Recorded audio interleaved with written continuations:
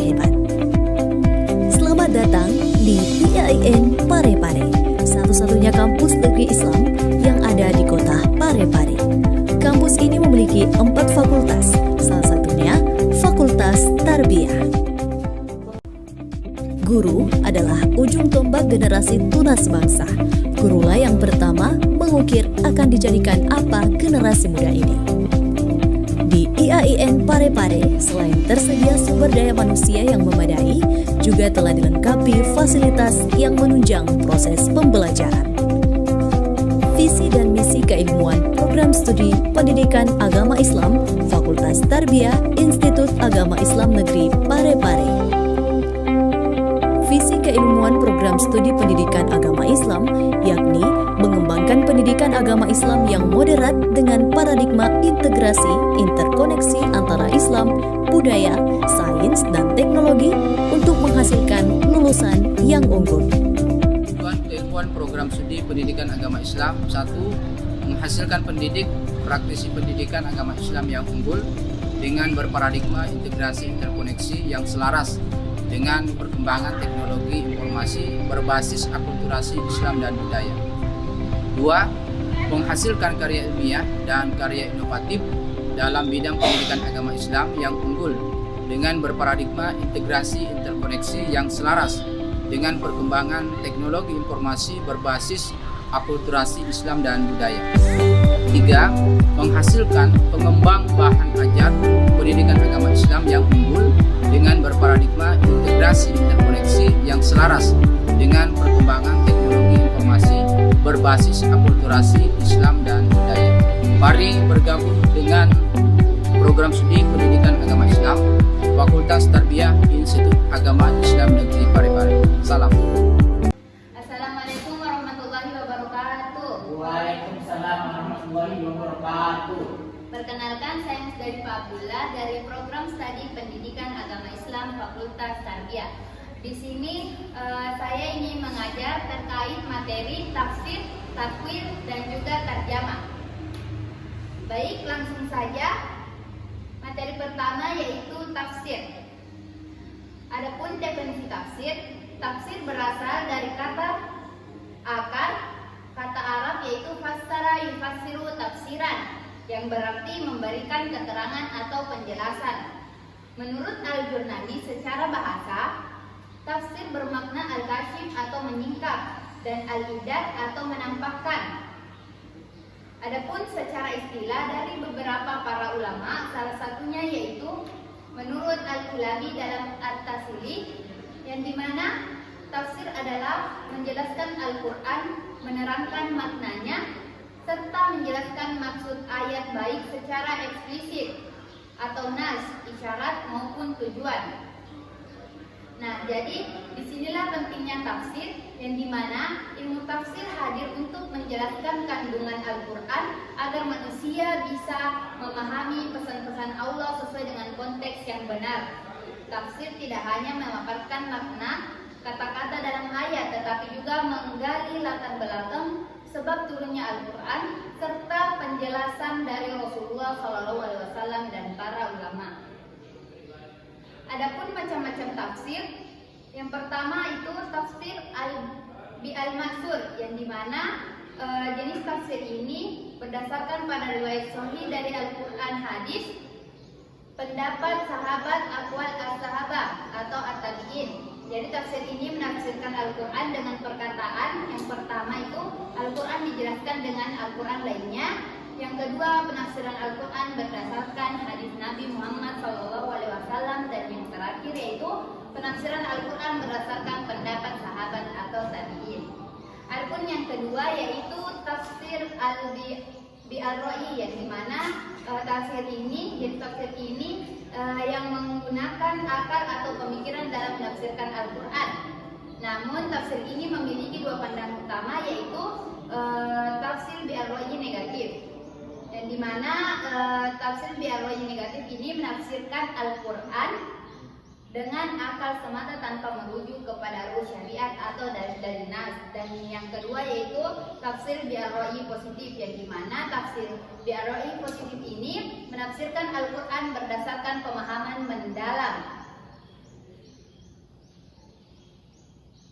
Adapun syarat-syarat mufassir atau penafsir yaitu orang-orang yang melakukan penafsiran terhadap Al-Quran disebut mufassir. Jamaknya yaitu mufassirun atau mufassirin, yakni orang yang hendak melakukan penafsiran harus memenuhi syarat-syarat telah dipenuhi atau disepakati oleh para ulama setelah Nabi Muhammad SAW wafat. Kita akan membahas tentang takwil, yang dimana mempelajari takwil menjadi sangat penting karena tidak semua teks agama bisa dipahami secara tekstual atau harfiah, yang dimana beberapa teks memerlukan pendekatan maknawi agar tidak menimbulkan kesalahpahaman yang bisa berujung pada kekeliruan dalam pengamalan agama.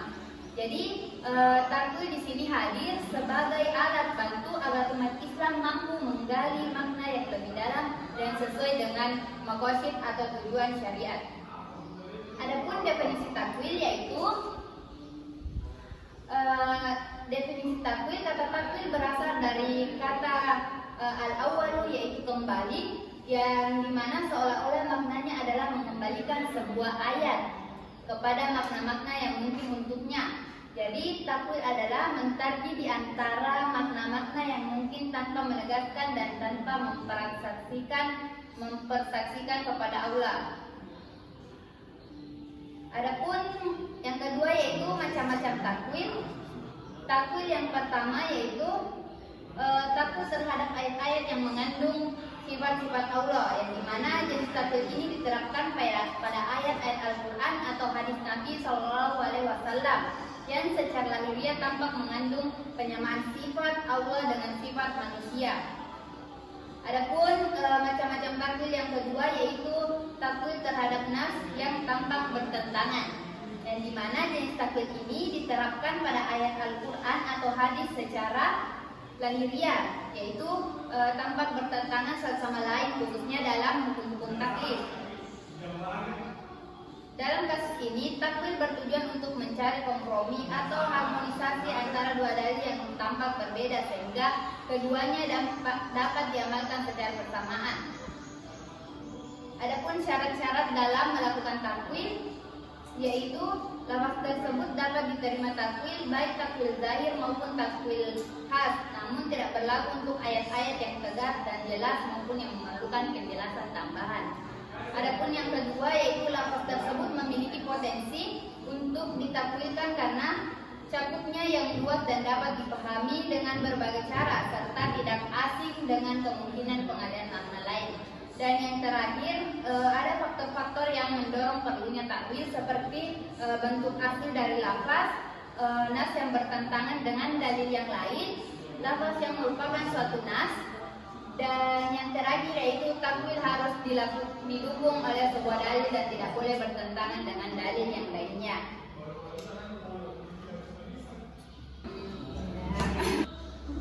Adapun materi yang ketiga yaitu tentang tarjamah, yang dimana salah satu cara untuk menjembatani perbedaan bahasa adalah melalui tarjamah atau penerjemahan, yang dimana tarjamah memegang peran penting dalam proses transfer ilmu, terutama dalam menyampaikan pesan-pesan suci Al-Quran dan hadis kepada umat Islam yang tidak semuanya memahami bahasa Arab sebagai bahasa asli teks tersebut. Adapun definisi tarjamah, tarjamah dalam bahasa Arab itu berarti artinya menafsirkan dan menerangkan dalam bahasa lain. Kemudian dalam tambahan tamarbuto menjadikannya al-tarjamahun dengan artian pemindahan atau penyalinan dari suatu bahasa ke bahasa lainnya.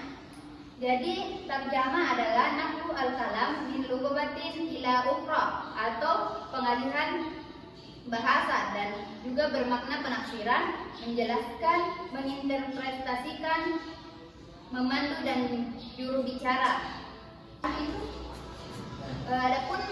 Adapun macam-macam tarjamah, yang itu yang pertama yaitu tarjamah kata demi kata, yang dimana ialah cara penerjemahan yang masih terikat pada bahasa sumber.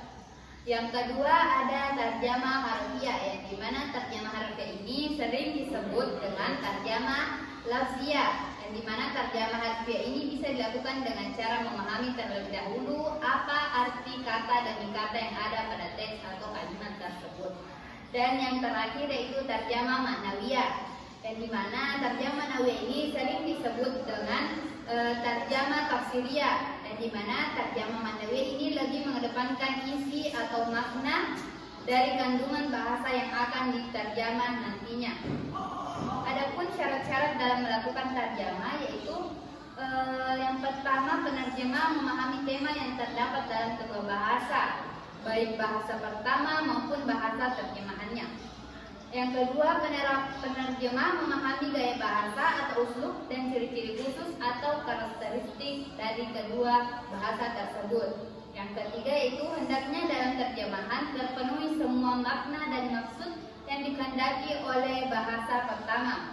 Dan yang terakhir yaitu hendaknya bentuk atau sigat terjemahan lepas dari bahasa pertama atau as, dan seolah-olah tidak ada lagi bahasa pertama melekat dalam bahasa terjemah tersebut. Dan yang terakhir adapun persamaan dan perbedaan tafsir, takwil, dan tarjamah, yang dimana persamaannya itu tafsir, takwil, dan tarjamah yaitu ketiganya menerangkan makna ayat-ayat Al-Quran, dan yang kedua ketiganya juga sebagai sarana untuk memahami Al-Quran. Dan perbedaan tafsir, takwil, dan tarjamah yaitu kalau tafsir menerangkan dan menjelaskan makna ayat yang lebih luas, lengkap, dan penjelasan hukum-hukum dan hikmah yang dapat diambil dari ayat itu, dan seringkali disertai dengan kesimpulan kandungan ayat-ayat tersebut. Kalau takwil ialah berupaya memahami teks kepada makna yang dimaksud, yang mungkin secara lahiriah dianggap bertentangan bila diartikan sebagaimana makna dasarnya, seperti kata ya, makna dasarnya yaitu tangan, akan tetapi ditakwilkan dengan makna kekuasaan. Dan perbedaan yang terakhir yaitu tarjamah, ialah hanya mengubah kata-kata dari satu bahasa ke bahasa lain tanpa memberikan penjelasan makna yang dimaksud. Itulah tadi materi yang sempat saya berikan. Sebelum saya mengakhiri pembelajaran pada hari ini, saya ingin bertanya kepada teman-teman, apa materi yang sempat saya jelaskan tadi? Siapa yang bisa? Ya, Saudari Bishu. Jadi hari ini kita belajar tentang 3 poin yang telah disampaikan. Yang pertama tentang tafsir, kemudian takwil, dan yang terakhir yaitu tentang tarjamah. Ya, betul sekali. Beri aplaus. Pertanyaan kedua yaitu siapa yang tahu apa perbedaan dan persamaan tafsir, takwil, dan juga tarjamah? Ya, Saudara Diputra. Ya, jadi persamaan dari tafsir, takwil, dan tarjamah itu yang ada yang pertama adalah yang secara di sini ketiganya menerangkan tentang makna isi Al-Quran, begitu. Dan yang kedua itu ketiganya ini sebagai sarana untuk memahami Al-Quran. Nah, kalau perbedaannya, tafsir itu menerangkan dan menjelaskan makna ayat yang secara luas dan lengkap. Nah, sedangkan kalau takwil adalah kita berupaya begitu kayak memahami teks kepada makna-makna yang dimaksud begitu kayak terkhusus di.